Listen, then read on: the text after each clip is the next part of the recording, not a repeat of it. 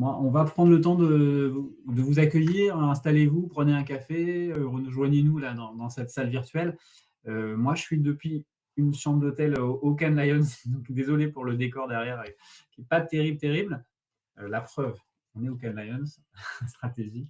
Donc, pour suivre les Cannes Lions, cette semaine, on fait d'ailleurs 2 newsletters. La newsletter de 18h qui s'appelle l'apéro de Cannes, où en fait on raconte un peu l'humeur de la croisette cette année, et puis un newsletter palmarès le soir où vous pourrez suivre tous les soirs à 21h30 les résultats des Cannes Lions.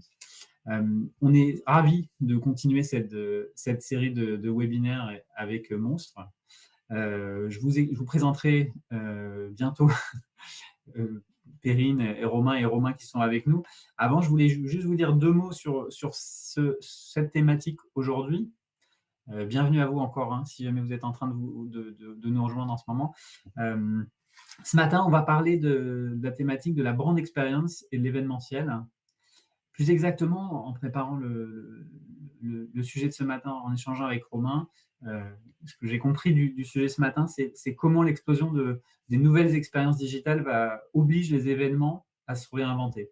Ça, je trouve ça assez intéressant, c'est-à-dire que finalement, ce n'est pas l'événementiel lui-même qui doit se transformer, c'est pour accompagner cette révolution digitale et cette révolution culturelle aussi, on voit, liée aux séries, liée aux nouveaux brand content, etc.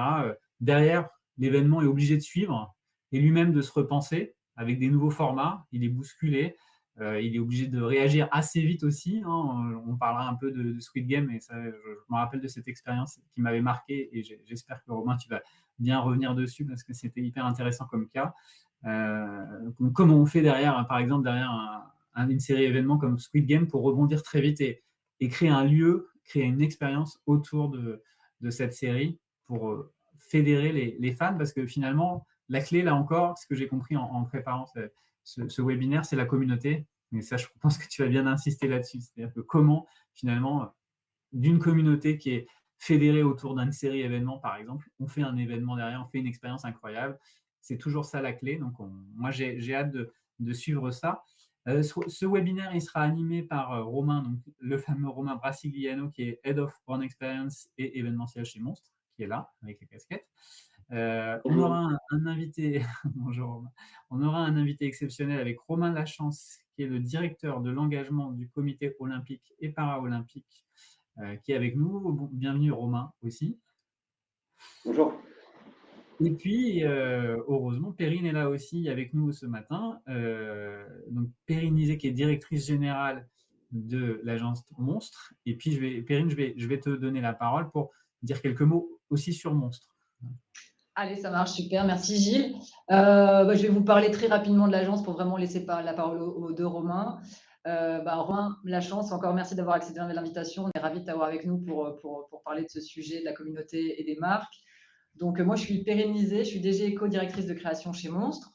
J'ai fondé l'agence il y a maintenant un peu plus de 10 ans. Chez Monstre, ce qui nous anime, c'est de travailler sur la stratégie des marques, de se plonger dans leur ADN, dans leur histoire, dans leurs valeurs. Et c'est à partir de là qu'on imagine tous les formats narratifs pour que la marque, elle rencontre son public et qu'on se connecte à la culture. C'est vraiment ça qui nous anime. Et c'est ça la vision qu'on porte à l'agence. On a des expertises, des savoir-faire qui sont assez larges pour imaginer des dispositifs qui touchent à la fois à l'event, ce dont on va parler aujourd'hui, mais c'est évidemment toujours connecté au social, à l'influence, à des expériences shopper. Donc voilà, c'est très très large. Et pour terminer, juste que vous vous rendiez compte de la typologie de clients avec qui on collabore à l'agence, avec des clients très différents. On travaille beaucoup avec Guerlain en ce moment sur des sujets Web3, on travaille avec Netflix, on travaille avec Paris 2024 sur justement ces problématiques de communauté avec le club. On travaille beaucoup aussi pour Adidas, Decathlon, voilà, Heineken. On travaille en ce moment sur un super projet pour Ubisoft. Donc voilà, on a des typologies de clients qui sont très très larges.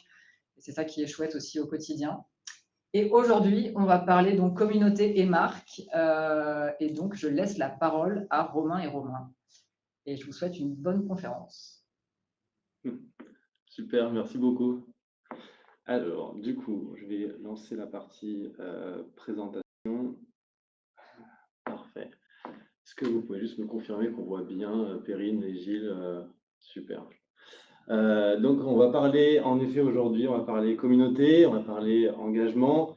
Et comme on l'a légèrement spoilé, forcément d'événementiel.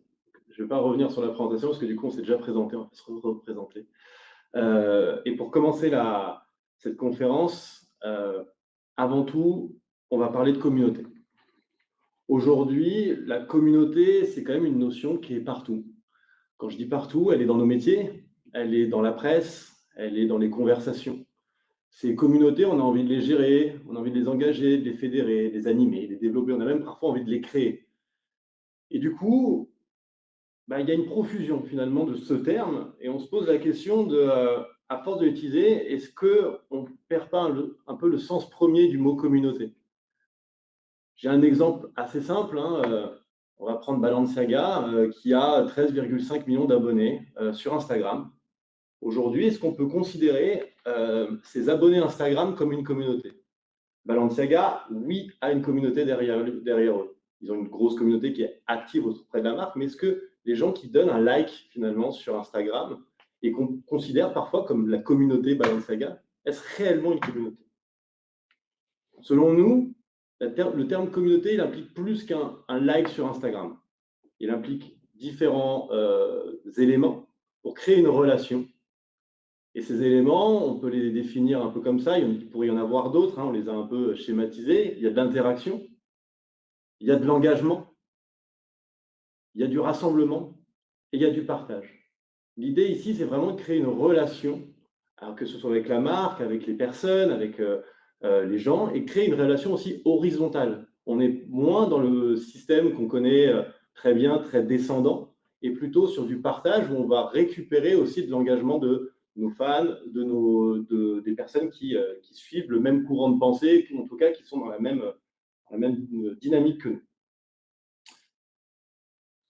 Cette relation, elle a été, et cette interaction, elle a été vraiment facilitée par les plateformes. Alors, je vais dire issues de la culture gaming, presque toutes, pas toutes, mais ces plateformes, elles ont amené une nouvelle façon, via le digital, d'activer les communautés, de les créer, de leur donner de la puissance et de mettre vraiment les communautés au cœur. Si je prends des exemples de ces fameuses plateformes, j'en ai mis 3, il pourrait y en avoir d'autres, mais on va voir Discord. Discord, on va pouvoir échanger sur les animés ou parler de notre passion pour les sneakers.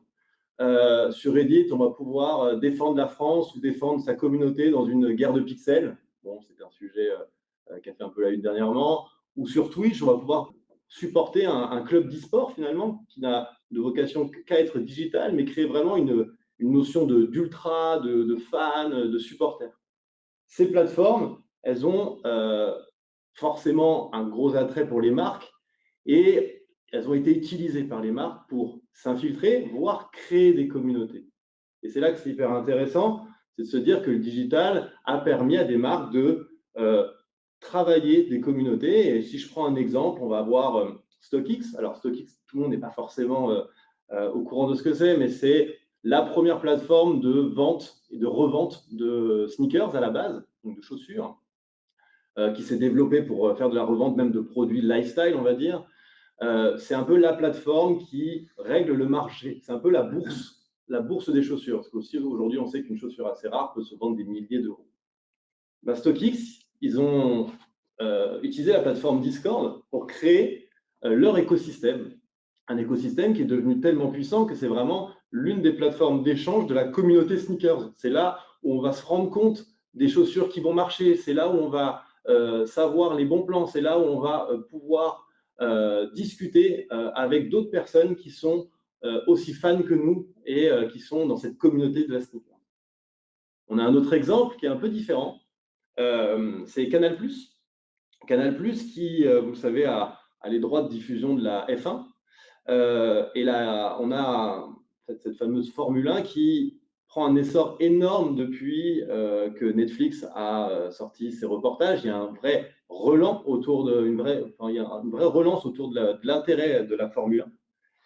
Et Canal+ a besoin de récupérer finalement cette audience et de montrer que c'est eux les diffuseurs, de capitaliser finalement sur ce momentum. Et ils sont allés sur Twitch. Ils ont créé leur chaîne.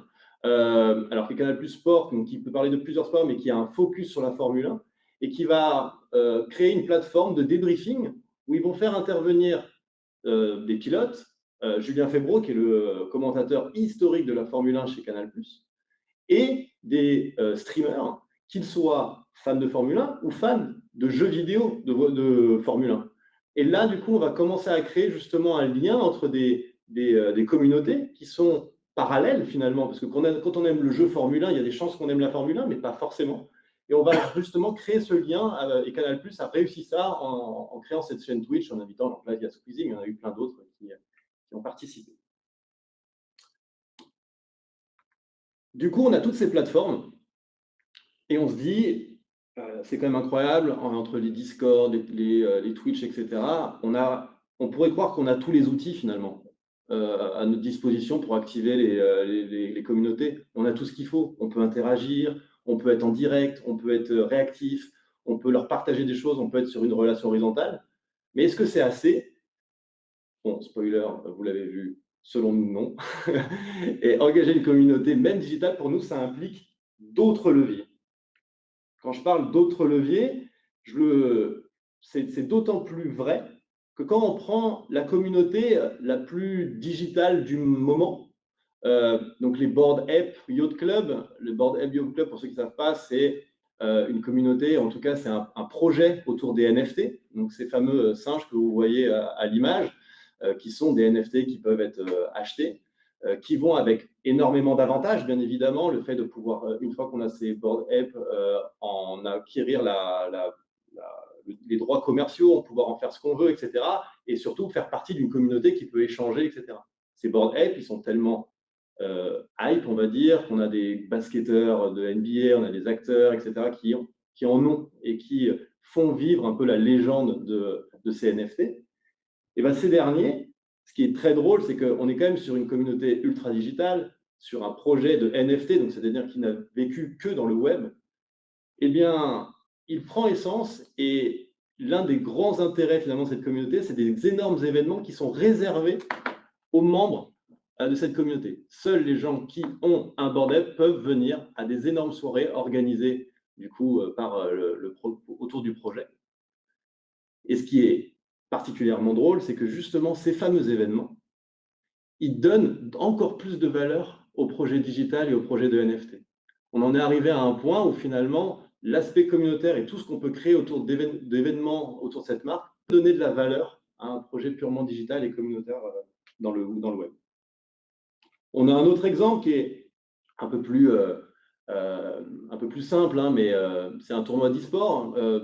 Vous avez peut-être déjà entendu parler de Zerator, mais Zerator, c'est un streamer qui fait notamment le Z-Event, qui est un énorme moment caritatif. Il a fait un tournoi autour de la Trackmania, ça fait plusieurs années qu'il le fait. Trackmania, c'est un jeu de course, il y a 4 touches pour y jouer, c'est très simple, mais en vrai, il est très compliqué. Mais ça reste assez niche. Et bien, quand il fait un tournoi, aujourd'hui, sa finale, eh ben, il l'a fait à l'Accor Hotel Arena. Le stade est plein, à craquer, avec une scène centrale et un show digne d'un match NBA. Je vous invite à aller voir les vidéos si vous avez l'occasion. C'est hyper intéressant. Et de voir comment finalement ce tournoi, qui finalement est de jeux vidéo sur le digital en streaming, a pris toute son essence et toute son ampleur sur un événement énorme comme l'Accor Hotel Arena. Du coup, ce qu'on voit, c'est que cet événementiel, il peut prolonger et nourrir l'existence des communautés. Il n'est pas en opposition avec le digital. Il peut amener quelque chose de plus. Il peut permettre d'être complémentaire. On n'est pas là pour remplacer, etc. Il peut amener vraiment une autre dimension aux communautés. Et surtout, cet événementiel, il l'a su et il doit évoluer, s'adapter aux besoins des consommateurs. On a des besoins, et on le voit via les plateformes, qui évoluent. On a besoin d'être beaucoup plus instantané, on a besoin d'être beaucoup plus proche, on a besoin de preuves. Et bien, ces besoins et ces nouvelles évolutions, l'événementiel peut les embarquer pour définir un peu de nouvelles expériences de marque, beaucoup plus adaptées avec les besoins de la génération née dans le digital et née sur ces plateformes. Donc à partir de maintenant, je vais revenir sur quelques cas qui nous semblent intéressants et qui, selon nous, reflètent bien ce pouvoir de l'événementiel pour activer les communautés, mais surtout comment l'événementiel peut s'adapter et récupérer des codes du digital pour évoluer. Notre premier exemple, c'est quand les marques réagissent à la vitesse d'un tweet.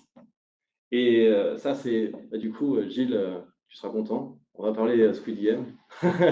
On va parler Netflix.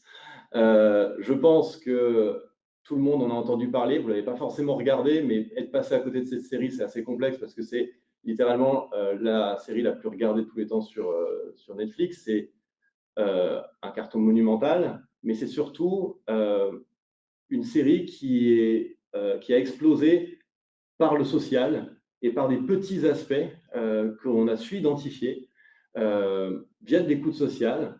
Et donc, du coup, là, on va mettre une petite vidéo qui va vous expliquer rapidement ce qu'était Squid Game et ce qu'était cet événement. Et derrière, je vous explique en quoi, justement, on a trouvé une nouvelle façon un peu de gérer l'événementiel et de gérer le sujet sur ce cas très précis. Le 17 septembre 2021, la série coréenne Squid Game débarquait sur Netflix. En moins d'une semaine, elle se hisse à la place de numéro 1 en France. Squid Game will definitely be our biggest non-English language show in the world for sure. And it's a very good chance it's going to be our biggest show ever. Après le succès mondial des Dalgona, Netflix nous a mis au défi de donner vie à la série en seulement 5 jours. Dans ce délai, nous avons trouvé un espace en plein cœur de Paris, reconstitué les décors emblématiques du show, préparé plus de 3000 biscuits et fabriqué les tenues iconiques des gardes. Le tout donnant lieu à une expérience des plus inédites. Avant de révéler le lieu exact de l'événement au grand public, nos influenceurs ont découvert en avant-première les épreuves de Squid Game proposées aux fans. Un teasing générant plus de 23 millions d'impressions en organique, donnant tout son sens à la vague de fans présents le jour J, qui avaient attendu tout le week-end pour tenter de relever le défi à leur tour.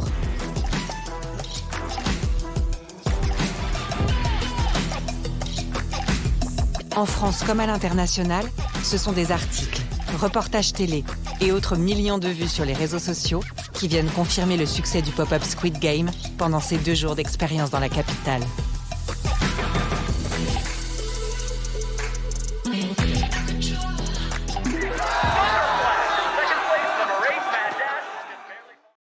Le 17 septembre 2021, la série...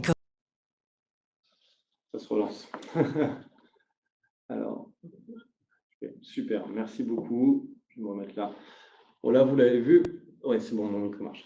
Ce qui est hyper intéressant avec Squid Game, c'est qu'on a utilisé un outil qu'on utilise beaucoup sur nos stratégies sociales, c'est vraiment l'écoute sociale. Vous l'avez vu, il y a cette espèce de tendance qui est sortie autour des Dalgona et finalement qui est une épreuve, hein, c'est une des épreuves de Squid Game, qui a commencé à marcher, sur lesquelles les gens discutaient, échangeaient, etc. Et on s'est dit, finalement, de cette écoute sociale, est-ce qu'au lieu d'en faire finalement un tweet ou une réponse sociale comme on a l'habitude de le faire, est-ce qu'on ne serait pas capable d'en faire un événement, d'être hyper réactif justement sur ce sujet? Et on a pu le faire parce que cette écoute nous a permis d'être très précis sur ce qu'on voulait faire, de sortir une expérience qui était finalement extrêmement simple, hein. On a fait des Dalgona, on leur a proposé une expérience autour de cette activité, autour des Dalgona. Finalement, c'était très, très simple.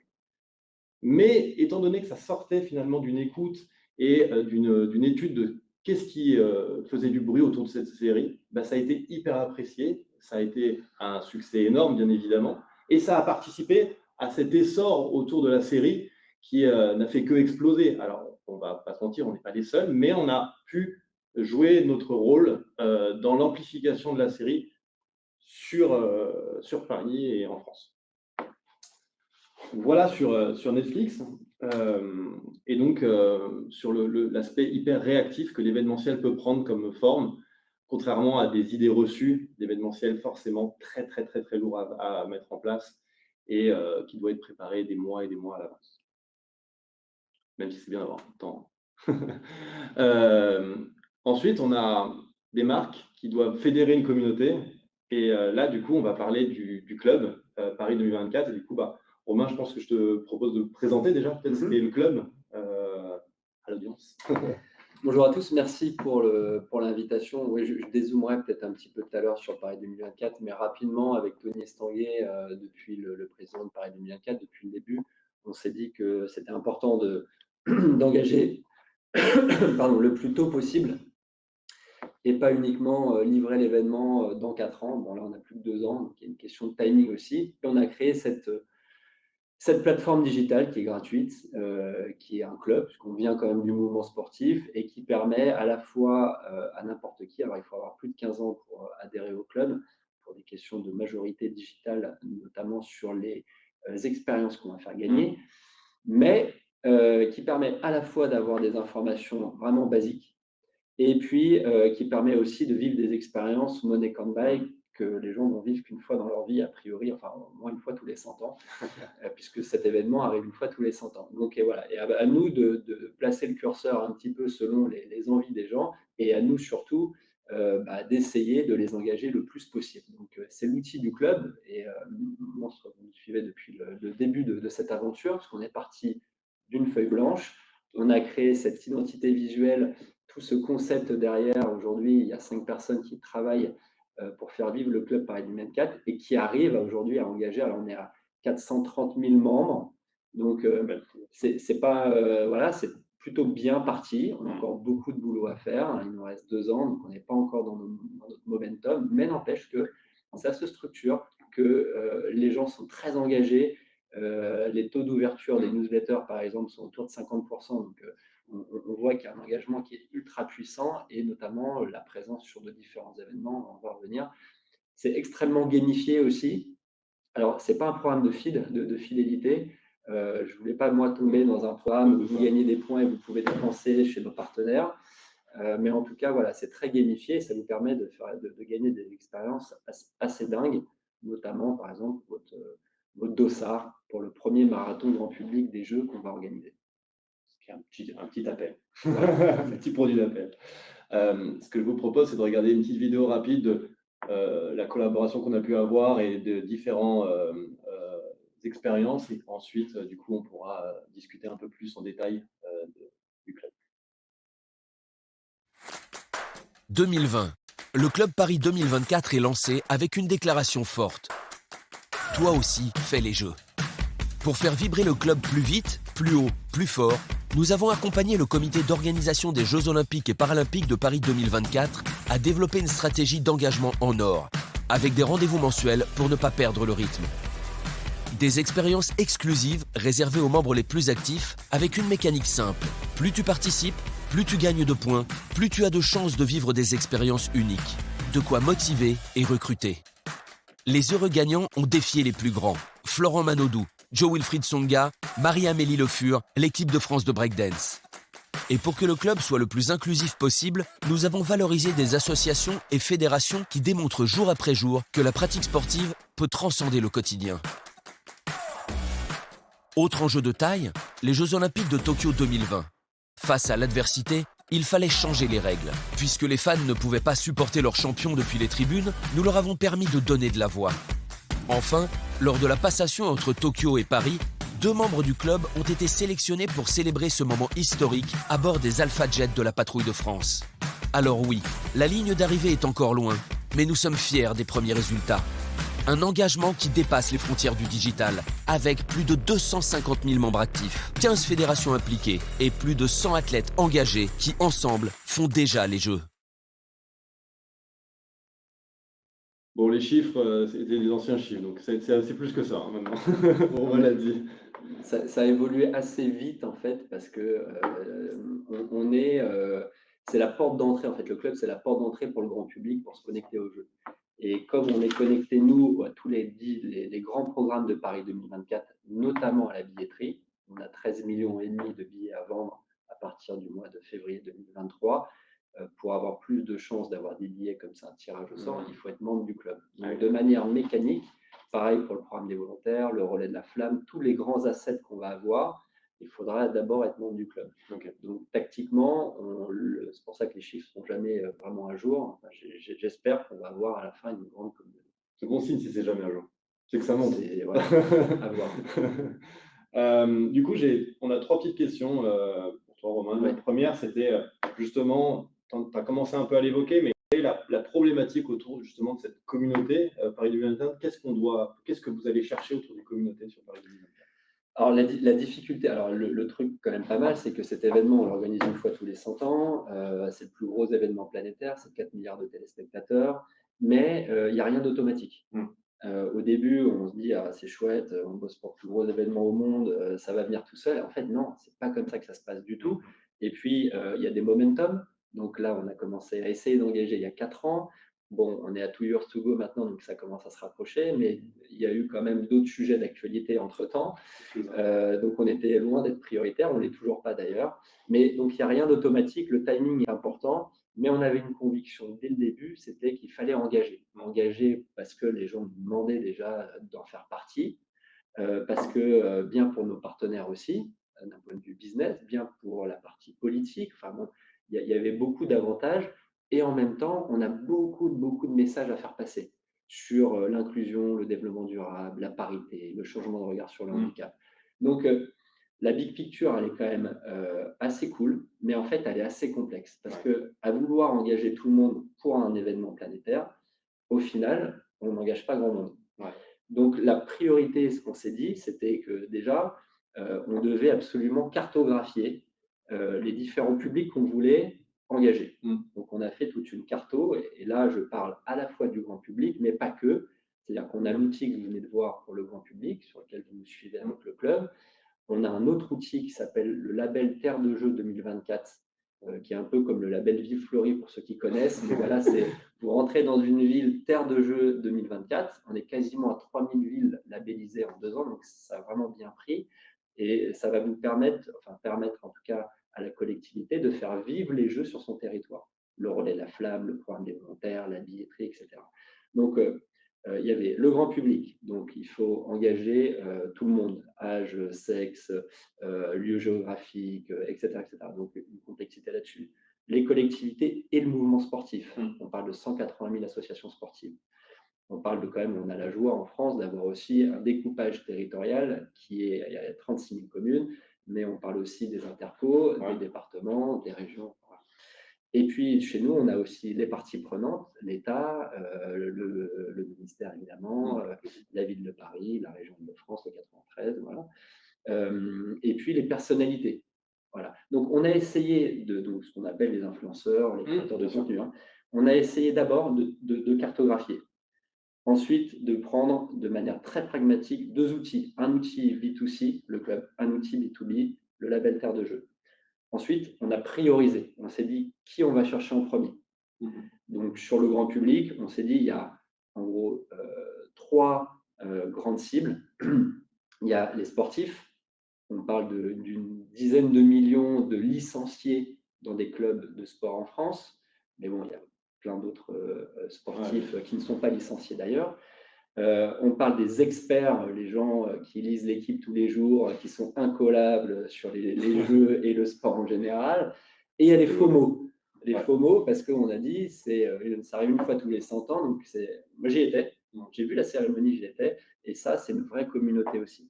Donc, on a priorisé, on a identifié. Une fois qu'on avait identifié les cibles prioritaires, on a mis nos assets, des contenus en place qui parlent à ces gens-là. Et là, vous nous avez aidé sur cette partie-là. Donc, voilà, il y a différents niveaux d'engagement. On n'engage pas les gens d'un coup comme ça, ça n'existe pas comme ça. Donc, nous, dans les 430 000 membres qu'on a aujourd'hui, évidemment, il y a des gens qui ont vu de la lumière et qui ont juste déposé un email, qui ont coché les 2 opt-in et puis qui reçoivent la newsletter. Très bien. Mais parmi eux, il y en a aujourd'hui quasiment 100 000 quand même, donc la communauté est très active, qui gagnent des points tous les jours, qui participent à nos événements. Et nous, notre rôle, c'est avec un peu de CRM derrière, de pousser le curseur le plus possible de leur côté pour qu'ils soient le plus engagés possible et pour qu'il y ait un bruit de fond positif quelque part sur les jeux. C'est vrai que du coup, cette problématique, elle est hyper dense, elle est hyper forte. Et du coup, comme tu le disais, il y a plein d'outils que vous mettez en place. L'événementiel en fait partie. Dans quelle partie elle répond justement à cette problématique, la partie événementielle? Alors, la partie événementielle, elle est pour nous, elle a été compliquée au début puisqu'on a décidé de lancer un mois après le Covid, donc c'était quand même une bonne galère. Donc on a fait au début beaucoup de digital. Alors les Suisses chez nous, enfin les Suisses, le CIO, pardon, appelle ça le figital. Bon, maintenant c'est un peu plus connu qu'avant, mais c'est vrai qu'on a jonglé énormément, mais comme vous tous, hein, pendant 1 an et demi à faire un coup du digital, un coup du physique, un coup du figital. Le plus important au début, c'était ce que je vous ai dit sur les cibles. Ensuite, l'expérience qu'on a fait vivre aux membres, quelque part, elle devait être la plus dingue possible. Voilà. Parce que ce n'est pas automatique, ce n'est pas parce que c'est les jeux qu'on va vivre une expérience incroyable sur ce type d'événement. Et on a mis la barre assez haute. Donc, on a commencé, par exemple, à se dire, pour le lancement du Club Paris 2024, si tu veux en être, on avait une promesse marketing assez forte qui est toi aussi fais les jeux. On a promis aux gens qu'ils allaient faire les jeux pour de vrai. Voilà. Mais cette promesse marketing-là, comment tu la concrétises sur un événement? Donc, on leur a dit, certes, il y aura le premier marathon pour tous, avec un format 10 km aussi. Donc, les gens ont pu gagner des dossards pour le marathon grand public assez tôt. Et puis, on s'est dit aussi, on va se reposer sur notre asset numéro 1. Jamais oublier ça, parce que quand on fait des brainstorming, après, on peut s'éloigner un peu de tout ça. Notre asset number 1, ce sont les athlètes. Et la disponibilité des athlètes qui ont envie de parler de leur sport, qui ont envie de parler aussi de ce qu'ils font, de leur préparation, ça intéresse les gens. Et donc, on a mis les athlètes au cœur. Et on s'est dit, voilà, la première expérience qu'on va faire vivre, c'est pas uniquement viens rencontrer ton athlète préféré, mais viens défier ton athlète préféré. On a essayé de pousser le curseur un peu plus loin. Et donc, on a lancé le club avec au quai de GMAP sur des rencontres de basket 3-3, donc en mode vraiment street. On a fait venir 30 équipes des 4 coins de la France pour défier Tony Parker, l'équipe de Tony Parker. Et je dis Teddy Riner parce que Teddy Riner était dans son équipe, dans la raquette, donc c'était quand même assez compliqué. Mais les gens ont pu affronter Tony Parker, donc, la star NBA. Le lendemain, on est allé à Marseille au Cercle des Nageurs. Ils ont pu affronter Florent Manodou sur un 4 fois 50, enfin 200 mètres. Les équipes du club, les membres du club sélectionnés faisaient 50 mètres en relais. Lui a fait 200 mètres. Il a gagné. Il a gagné. Oui, il a géré, je pense. Ouais, il a géré. Et puis voilà, tout l'été, on a eu une dizaine comme ça d'événements très cool qui nous a permis alors déjà de voir qu'on n'avait pas de no-show. Parce qu'on s'est dit, on va surbooker un peu. En fait, les gens viennent. Nous, on a été les premiers surpris, mais c'était génial, une super surprise. Et puis, ça permet aussi quand même de valider un peu tout ce qu'on a imaginé. Je vous parlais des cibles, alors les fans de sport, les experts, les FOMO. Et en fait, là, tu les vois en vrai. Tu vois en vrai qu'on ne s'est pas trop planté. Bon, là, évidemment, ce n'était pas très compliqué non plus. Et puis, ça nous a permis quand même de raconter des histoires, de storyteller énormément, de créer des contenus. Moi, j'ai dit de manière très brutale, j'ai dit à mon équipe, chaque euro qu'on dépense sur l'événement, ça doit nous ramener du monde. On doit créer des contenus, certes, mais on doit recruter. Et donc, évidemment, ça nous a permis de recruter. Et donc, ces événements-là, en termes de presse aussi, de médias, c'était intéressant parce qu'on a eu un bruit de fond positif, mais ça nous a surtout permis de valider nos cibles, de créer des contenus et de recruter derrière. Ok, super. Est-ce que toi, d'un point de vue, si on sort un peu de la casquette JO, est-ce que toi, tu as aussi un ressenti par rapport à cette relation événementielle, communauté, que tu pourrais nous partager? C'est vrai que tu as beaucoup parlé de communauté tout à l'heure. C'est un peu comme l'engagement, c'est un peu comme, il y a plein de mots comme ça, c'est des mots valises un peu, on ne sait pas trop quoi mettre dedans, comment les structurer, par quel bout prendre, le sujet, etc. Quand on préparait aujourd'hui, je disais, moi, en ce moment, je parle de plus en plus alors, c'est pas bon pour tout le monde, hein, mais je parle de plus en plus de tribus. Je trouve que, quelque part, c'est plus puissant, c'est plus fort. Communauté, c'est un peu ce que je te disais tout à l'heure, tu as juste lâché un email et puis c'est tout. Voilà, une tribu, c'est une vraie famille. Je trouve ça marrant comme terme. Moi, ce que j'ai trouvé intéressant depuis maintenant 2 ans qu'on fait ça, c'est déjà, je fais une petite aparté, mais qui est hyper importante de ce que j'ai vécu en tant que manager, c'est un appel d'air énorme pour nos équipes. Énorme. De revenir à faire de l'événementiel, de repartir là-dedans. Après la crise sanitaire, nous, ça a été complètement révélateur. Les gens étaient à moitié en dépression. Déjà, ça nous a fait du bien de ressortir et ça nous fait encore du bien là, même si on en a fait déjà 2-3. Les gens sont contents de se retrouver. Je ne sais pas si vous avez commencé à refaire des événements, mais les gens viennent en fait. C'est bien de se le dire en plus. C'est bien de se le dire et puis voilà, c'est bien d'avoir aussi des sujets un peu positifs. Ce qu'on a vu aussi, ce que moi j'ai observé, c'est qu'on n'a pas le droit de se planter. Parce que c'est un événement qui est qui va être médiatisé, etc. C'est certes que dans 2 ans, mais même quand on fait des petits événements à notre échelle, des petites expériences comme ça, si on n'est pas impeccable du début à la fin, on se fait challenger sur les réseaux sociaux régulièrement. Donc, je prends un exemple et j'ai vraiment pas peur de le dire parce qu'on s'est planté partiellement. On a créé un événement sur les Champs-Élysées. On a fait un 5 km sur les Champs-Élysées. On a invité 3000 membres du club. Donc, génial. Pour aller chercher son dossard pour le marathon en public. Et l'idée, c'était une course Catch Me If You Can avec Kipchoge. Donc, Kipchoge, c'est le plus grand marathonien en ce moment qui a tout gagné. Et donc, les membres sont partis avant dans des sas différents selon leur niveau auto-déclaré. Et Kipchoge est parti après tout le monde. Et si vous rattrapez sur les champs, vous êtes éliminé. C'est un peu Squid Game. Moi, je ne suis pas fan de Squid Game, mais c'était un peu pareil. Sans la mort. Sans la mort. Romain, je vous fais juste un petit coucou parce que je repars sur la croisette, je suis au Canadiens et je suis obligé de vous laisser, mais c'est passionnant et ça fait plaisir d'entendre que l'événementiel est bien reparti parce qu'on y croit à fond et vivement les JO. C'est hyper intéressant. Je vous laisse. Merci Gilles. Merci, salut Gilles. Oui, du coup, cet événement était super pour 95% des gens, mais il y a certaines personnes qui auraient dû avoir le dossard, qui ne l'ont pas eu parce qu'on avait mal calculé les SAS, etc. L'orga, voilà. Et du coup, ça fait un peu de bruit sur les réseaux sociaux. Le soir même, j'ai dû faire BFM télé pour expliquer ce qu'il y avait eu, quand même, un truc complètement dingue. Hein. Mais c'est tellement parti loin sur les réseaux que rattraper le coup alors qu'on s'était parti d'une bonne intention. Donc, l'exécution doit être impeccable. Voilà, l'exécution. Donc maintenant, on le sait, on ne se plantera plus, j'espère. Ensuite, je me dis aussi que ça coûte quand même assez cher, ces événements. Là, tu parlais d'un event tout à l'heure sur, je ne sais pas combien ça vous a coûté de mettre ça en place. Ça m'aura coûté. Mais voilà, je trouve que ça coûte assez cher. Aujourd'hui, évidemment, quand vous avez les moyens, vous pouvez faire un truc assez cool. Maintenant, moi, je n'ai pas de budget pour le faire.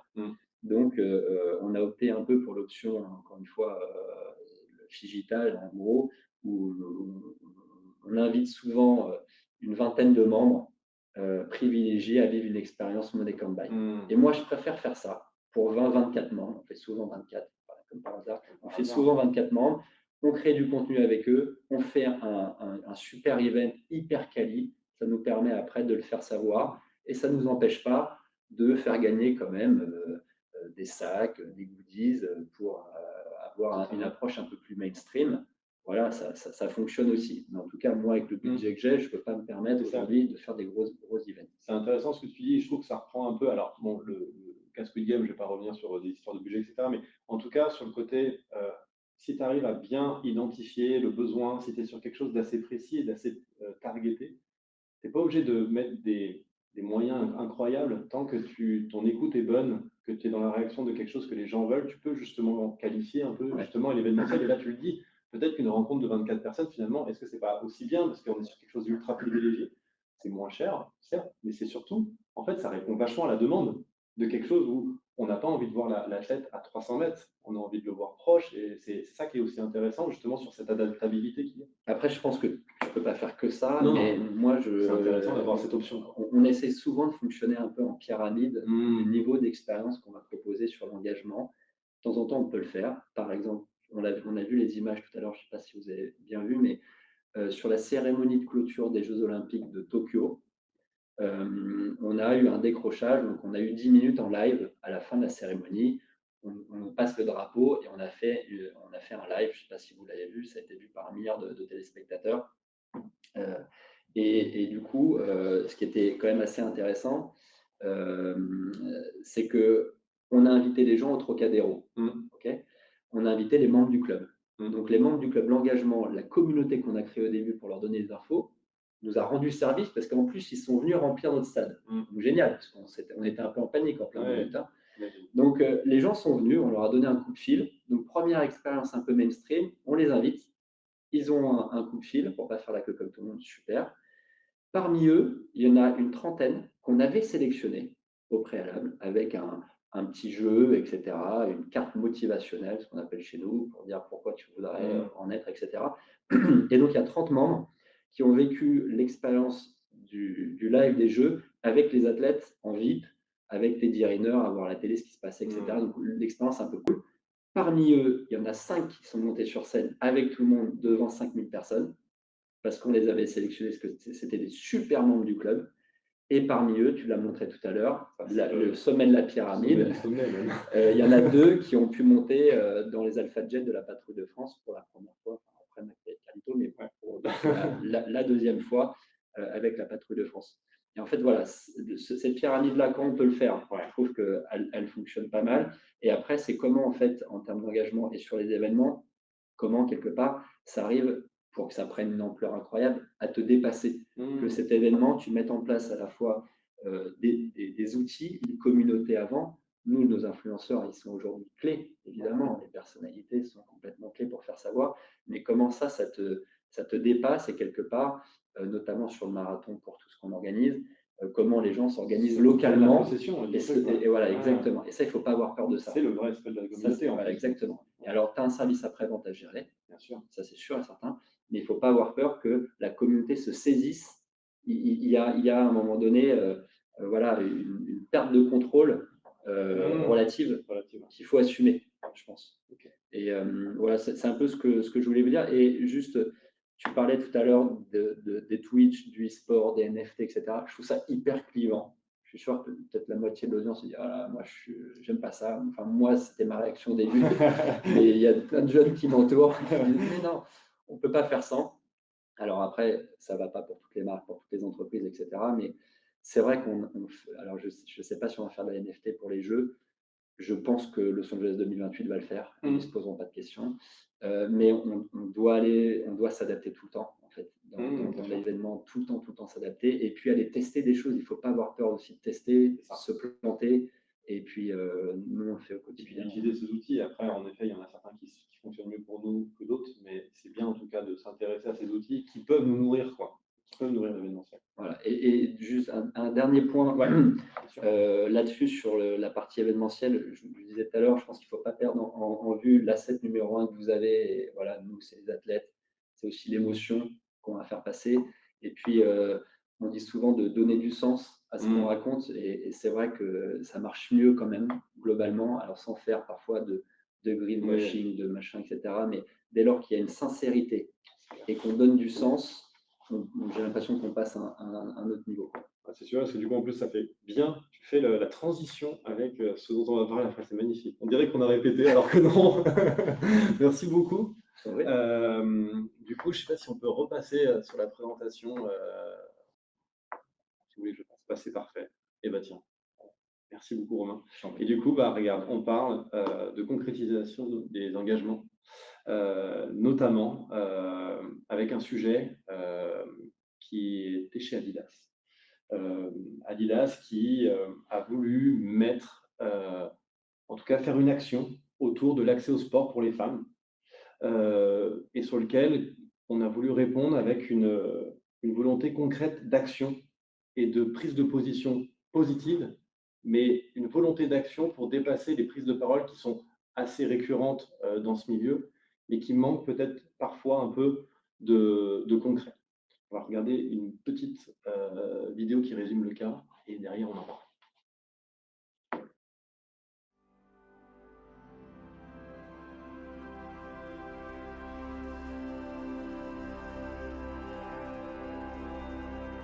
Dans notre société, les discriminations continuent de déposséder les femmes de certains espaces. Parce qu'elles y sont jugées, parce qu'elles ne s'y sentent pas les bienvenues, pas à leur place, ou tout simplement pas en sécurité. Pour permettre à toutes de reprendre possession de la place qui est la leur, Adidas s'engage et lance Adidas Sisters, un mouvement qui célèbre toutes les femmes à la croisée du sport et de la culture. Adidas investit Paris et le Grand Paris et imagine un programme d'événements itinérants festifs et sportifs en faveur de l'inclusion et de la sororité. Pendant 5 semaines, Adidas Sisters réinvente la pratique sportive dans des espaces safe. À Saint-Denis, autour du training, à Pantin, pour des night runs festifs, et sur les toits de Paris, dans un événement d'initiation au football. Des rencontres qui deviennent le point de départ d'une série de talks et de podcasts pour libérer la parole. Autour de la santé mentale dans le milieu sportif, des enjeux de diversité sur les playgrounds, du partage de l'espace public. Moi, je l'ai vécu, mais je me suis rendu compte en intégrant les hijabeuses que en fait, j'étais pas seule.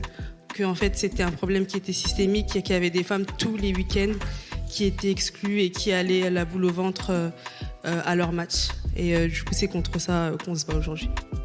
Convaincus qu'ensemble, nous pouvons faire bouger les lignes, Adidas réunit des talents pluridisciplinaires. Collectifs, sportives, journalistes, créatrices de contenu, médecins, associations, photographes, médias. Adidas démontre qu'en matière de sport et d'inclusion, la seule performance qui compte est celle de se serrer les coudes. Comme des sœurs.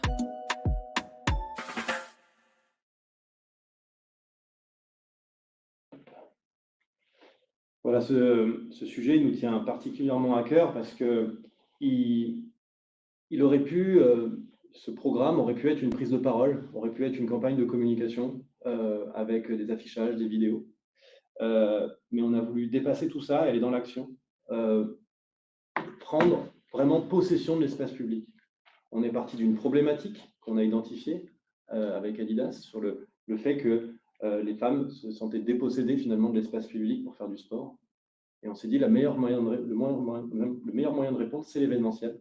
Et c'est le fait justement de reprendre possession, de se serrer les coudes et de créer des moments ultra positifs. Ça a été très festif. On n'est pas parti dans une volonté d'avoir quelque chose de grave, mais plutôt dans une fête où on va aller dans les endroits finalement qui ne sont pas assez accessibles pour montrer, entre guillemets, un peu poser notre drapeau, que ce soit à Saint-Denis, que ce soit sur un terrain de foot, que ce soit dans les rues de Paris, où il est dur quand même assez compliqué de courir la nuit pour une femme, et montrer que on peut le faire, et surtout qu'elles peuvent le faire ensemble, que le groupe peut être plus fort.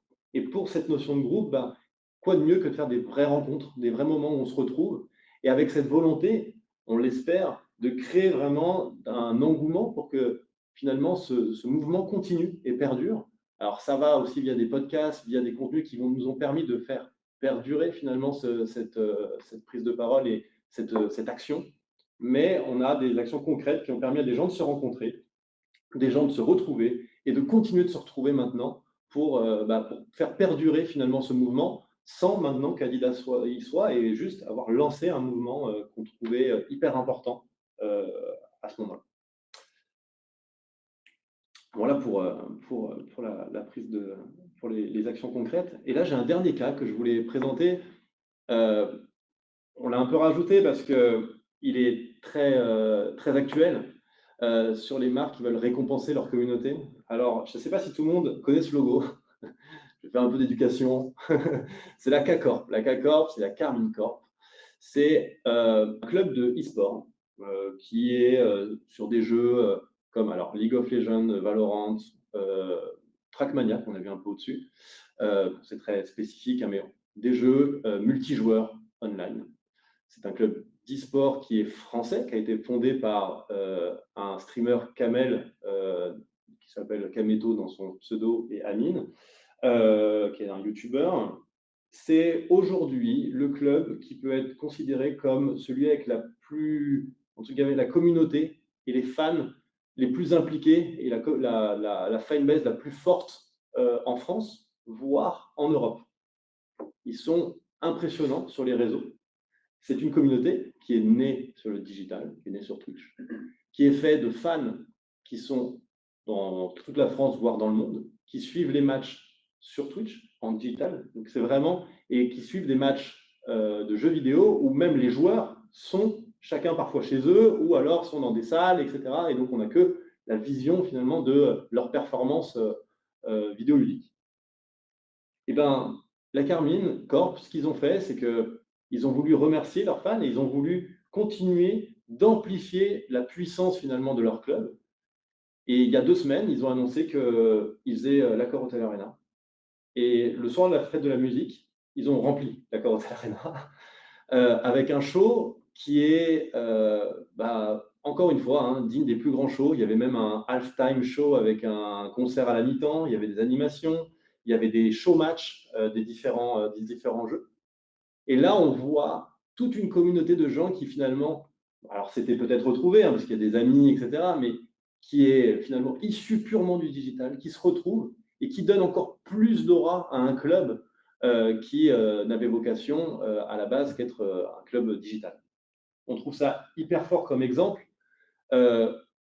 Remplir l'Accor Hotel Arena en même pas 2 semaines, produire cet événement et remercier ses fans, c'est pas quelque chose qu'on aurait imaginé quand on parlait d'e-sport il y a 3-4 ans. Hein. Aujourd'hui, l'événementiel est vraiment fait partie même de la volonté des groupes les plus sociaux possibles. Donc voilà, j'ai fait un peu le tour de ces cas. Et du coup, ce qu'on se dit, c'est que quand on voit ça, les événements, finalement, ils font partie de la vie des communautés. Ils font partie de la vie des communautés aussi parce que depuis toujours, l'événementiel, c'est un peu les communautés. Je veux dire, avant qu'il y ait les réseaux sociaux, je vais faire un peu mon dinosaure, mais finalement, c'était le fait de se rassembler, de se retrouver qui crée une communauté. Aujourd'hui, ça a évolué. Aujourd'hui, les événements, ils doivent se transformer grâce au digital. Ils doivent dépasser le fait de se dire qu'un événement digital, c'est forcément une visio ou un stream. Non, c'est pas ça. C'est aller chercher les meilleurs éléments de ce qui se fait dans le digital pour nourrir nos événements, pour en faire des choses plus réactives, pour aller faire des preuves, pour finalement suivre la vie d'une communauté digitale plutôt que de faire une rupture entre l'événementiel et le digital ou d'être là juste comme une plateforme pour du digital. Si je dois un peu finaliser et finir cette webconférence, selon nous, pour créer un peu ces nouvelles expériences de marque à l'ère digitale et pour toucher ces nouvelles communautés, il nous faut une vision beaucoup plus horizontale de nos événements. Et d'ailleurs, tu le disais, Romain, justement, parfois laisser un peu lâcher prise et laisser les gens s'accaparer l'événement. Il faut de la réactivité, parce qu'aujourd'hui, on a les outils pour être réactif. Ça, c'est pas possible tout le temps, mais il y a cette possibilité, en tout cas, de s'adapter à ce qui se passe, à s'adapter de ce qui se dit, à l'écoute sociale. On sait très bien le faire, donc pourquoi pas le faire dans l'événementiel? Et à force des choses engagées. Aujourd'hui, on parle d'engagement, on va parler d'éco-responsabilité, on va parler d'inclusion. L'événementiel est le meilleur moyen de prouver ces engagements et d'aller jusqu'au bout. On sait que les paroles, c'est important. Les actes, ça vaut tous les messages du monde. Donc, voilà un peu, nous, nos 3 chevaux de bataille, on va dire. Et si on devait avancer dans l'événementiel, qui restera dans sa forme classique, toujours aussi puissante, mais qui peut évoluer pour arriver avec de nouvelles expériences, nourries au digital. Et voilà, merci, avec le petit smiley. On en a fini de cette conférence. On a tout déroulé. Je sais qu'il y avait une possibilité d'avoir des questions. Je vais regarder rapidement s'il y en avait qui avaient été posées ou non. N'hésitez pas, si vous avez des questions, on peut prendre quelques minutes, le temps que vous posiez votre question. Et sinon, on arrêtera là et derrière, ensuite, la vidéo sera disponible sûrement en replay, je crois. C'est toujours très compliqué parce que c'est là que je vois que je n'ai pas l'âme d'un streamer encore. Hein. Je ne suis pas capable d'animer un chat. Hop là. Règles d'or. En résumé, pour gérer la communauté et l'engager. Si, je ne pense pas qu'on puisse se donner un 5 règles d'or parce que il faut être. Je ne peux pas me bloquer sur 5, mais il y a des choses très importantes, d'ailleurs, que Romain a mis aussi en lumière. Il y a le fait d'être direct avec cette communauté. Ça veut dire qu'il faut savoir lui parler en direct, sans artifice. Il faut savoir la comprendre aussi, cette communauté. Il faut l'écouter. C'est le principe d'horizontalité, pour moi, c'est l'un des plus importants. Aujourd'hui, les communautés, et tu le disais, ont une force sur les réseaux sociaux. Ils sont extrêmement puissants. Il faut pouvoir les écouter et il faut pouvoir les prendre en considération et les prendre en compte. c'est là où on va pouvoir construire finalement l'engagement de la communauté et justement derrière créer cette interaction, créer cet engagement, etc. Moi, je pense qu'il faut d'abord, enfin, quand on avait pris le sujet, c'est très basique, hein, ce que je veux dire. Je l'ai dit tout à l'heure, il faut vraiment savoir à qui on veut parler. Donc, cartographier ces communautés, parfois elles sont un peu complexes et rentrer dans le détail. Donc, les identifier et prioriser vers qui on veut aller, à qui on veut parler, pour qu'on puisse après cibler un peu nos contenus, les programmes, les assets qu'on peut avoir, cibler les contenus, et puis partager aussi avec eux, faire des tests, cibler des influenceurs qui vont nous aider. Je prends juste un exemple très rapide. Il y a quelques semaines, on est venu inaugurer à Pontoise un skatepark qu'on a complètement recoloré en design actif. Vous verrez sur les réseaux sociaux si ça vous intéresse. Mais moi, je voulais un skatepark totalement repimpé aux couleurs de Paris 2024. Et quand on a créé ça, on nous a dit attention, c'est super parce que ça va permettre à la communauté locale de venir, le skatepark va être plus attractif, mais attention, il va falloir quand même engager en amont de cet event les communautés skate, hyper important. On les appelle d'ailleurs, sans vouloir les offenser, parfois les skaters, en rapport avec les haters sur Internet. Ils sont très virulents sur les réseaux sociaux. Si on n'avait pas fait avant avec eux, si on ne les avait pas interrogés et impliqués avant, on serait planté sur 2-3 choses, notamment à mettre de la peinture à un mauvais endroit où leur skate aurait glissé et ça aurait été contre-productif. Donc, il y a vraiment une phase d'implication des communautés avant d'y aller. C'est ça. On n'est pas là pour les diriger, ces communautés, on n'est pas là pour s'en servir, on est là pour, en tant que marque en tout cas, où on est là pour les aider, pour les soutenir, pour les accompagner. Mais ce n'est pas à nous de faire à leur place, on doit faire avec eux. Et ça, c'est hyper important. Et c'est l'écueil qui peut être hyper dangereux, justement, de vouloir, et là, c'est l'exemple parfait, c'est-à-dire de vouloir faire bien, hein, d'ailleurs, mais finalement faire mal, tomber à côté, parce que, en fait, on ne s'est pas rendu compte qu'on n'avait pas pris assez en compte leur avis. Je n'ai pas l'impression. Ah si. Je ne sais pas, je vois une autre question. Donc, est-ce que les strates digitales, voire complètement digitales, sont efficaces sur les cibles juniors, donc juniors, j'imagine. Quels sont les meilleurs leviers selon vous deux? Les strates digitales, enfin, quand on fait cette démonstration et cette conférence, l'idée, c'est pas d'opposer le digital et l'événementiel. Je pense l'idée, c'est de montrer qu'il y a un monde, entre guillemets, pour toutes ces stratégies. Qu'une stratégie purement digitale va permettre de créer un engagement, va permettre d'être hyper réactif, va permettre de construire cette communauté. On se dit juste que c'est très complémentaire finalement tout ça. Je ne pense pas qu'on puisse parler d'un meilleur levier. Et pour reprendre un peu aussi ce que tu disais, Romain, il y a l'identification de cette cible finalement. Parce que les cibles jeunes, en effet, peut-être que certains sont sur des formats très digitaux et ça va plus leur parler, mais peut-être que certains ont besoin de plus se rencontrer. Notamment, par exemple, un même jeune, entre guillemets, un skater et un pur gamer n'ont pas forcément les mêmes besoins, n'ont pas la même lecture finalement de ce qu'ils ont besoin d'une marque.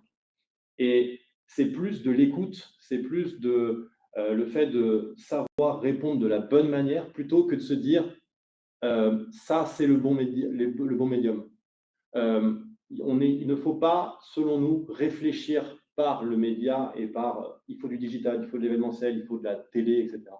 Il faut réfléchir par l'idée, il faut réfléchir par ce qu'on a envie de dire, ce qu'on a envie de passer comme message et quelle relation on a envie d'avoir avec ces communautés. Et ensuite viendra la meilleure stratégie à adopter en fonction de ses besoins. Si je peux rajouter, ce qui est sûr de ce qu'on vit, nous, sur notre sujet, sur la cible junior, pour moi, c'est la plus compliquée à aller chercher. Ouais. Elle est extrêmement complexe sur notre sujet, hein, je parle. Et pourtant, on a intégré des nouveaux sports assez chouettes comme le breakdance, comme le skate, comme l'escalade, comme le surf, etc. Mais elle est assez dure à aller chercher avec du pur événementiel. Donc, le digital peut fonctionner peut-être un peu mieux. Les plateformes aujourd'hui, c'est sûr que du Twitch, un PA de Domingo qui a son stream chaque semaine, fonctionne extrêmement bien. C'est compliqué de faire sans ces gens-là. Là, je prends juste un exemple, mais on a un événement ce dimanche. Vous êtes les bienvenus si vous voulez, si vous voulez passer. C'est gratuit et c'est sympa. Alors c'est à côté du Stade de France, le 26 juin, le dimanche 26 juin, c'est la journée olympique. Et donc, on fait une démo d'une trentaine de sports différents. Vous pouvez venir avec vos enfants, etc. C'est assez sympa. Et on s'est dit justement pour attirer cette cible-là, comment on va faire? Et on s'est posé un peu avec l'équipe. On avait peu de budget en plus, etc. On va faire un truc assez simple. C'est qu'on voulait faire venir les parents à la fois et les enfants. Et on va faire venir Rai, pour ceux qui connaissent l'ancien joueur de foot du PSG, qui est à Paris et qui est une figure emblématique du PSG et qui est quand même la classe intégrale et incarnée. Et on va faire une rencontre entre Rai et Céane Garnier. Céane Garnier, c'est un freestyler qui a 5,5 millions sur Instagram. Et on va faire se rencontrer les deux pour espérer justement toucher un peu ces deux cibles et voir ce qui se passe. Je ne suis pas sûr du coup, hein. On va voir ce que ça donne. Mais en tout cas, c'est une cible sur la partie événementielle, je trouve, qui est assez complexe. Ouais, qui est complexe et qui va en plus être assez critique, donc sur lequel il faut être très, très bon sur ce qu'on a envie de. Il y a une autre question qu'on peut peut-être mettre en avant, que je vais voir. Dans une communauté, il y a un engagement envers la marque, mais aussi entre les membres. Avez-vous des exemples d'événements où l'interaction entre les participants est encouragée? Je ne vais pas revenir sur l'exemple qu'on avait montré, mais le Adidas Sisters faisait, selon nous, partir vraiment de ça, c'est-à-dire que l'idée, c'était que Adidas s'efface presque un peu sur ces événements. L'idée, c'était de créer une plateforme pour que les gens viennent pour faire du foot, pour que les gens viennent courir, mais que ce n'était pas à nous de le faire. Pour moi, c'est là où c'est le plus intéressant, c'est justement quand on va créer une plateforme pour qu'ils puissent s'exprimer. Et ce que tu disais aussi, Romain, c'est exactement ça, c'est-à-dire trouver des moments où tu vas les laisser s'approprier finalement l'événement. Je pense que le club en fait partie. Ouais. C'est particulièrement. Nous, c'est vrai que chaque event qu'on a, on essaye d'identifier un peu nos super clients, quoi, nos ambassadeurs, les gens qui vont être un peu plus moteurs, et on va avoir une attention particulière avec eux. Alors, on peut appeler ça de la nano-influence, si vous voulez. On peut leur envoyer la casquette de Paris 2024 et je ne sais pas quoi, etc. Et c'est ces gens-là, quelque part, qu'on va identifier sur nos événements, qui vont après aussi faire le bruit positif et faire se rencontrer les gens. Et nous, ce qu'on aimerait bien, typiquement, hein, c'est que ces gens-là puissent créer des communautés quasiment locales autour du club Paris 2024, ce qu'on va essayer de faire justement en Games Time en 2024. Super. C'est vrai que je n'ai pas vraiment d'exemple là, enfin, je n'ai pas la référence exacte, mais aujourd'hui, on a quand même beaucoup aussi de projets qui font intervenir des communautés ou des collectifs, mais finalement, les collectifs sont un peu une déclinaison de ces communautés, sur des projets collaboratifs. On voit beaucoup de terrains qui sont redesignés, on voit beaucoup, d'ailleurs, tu l'as dit avec le skatepark, finalement, ils se sont imprégnés et ils ont pris en possession finalement aussi de ce terrain, ils ont participé à la création. Et les engager, c'est les engager entre eux, mais c'est aussi parfois les engager vraiment à l'amont du projet pour qu'ils soient moteurs et qu'ils puissent nous guider. Alors ça demande un peu plus d'énergie, un peu plus de temps, mais c'est vrai que le levier derrière est hyper fort.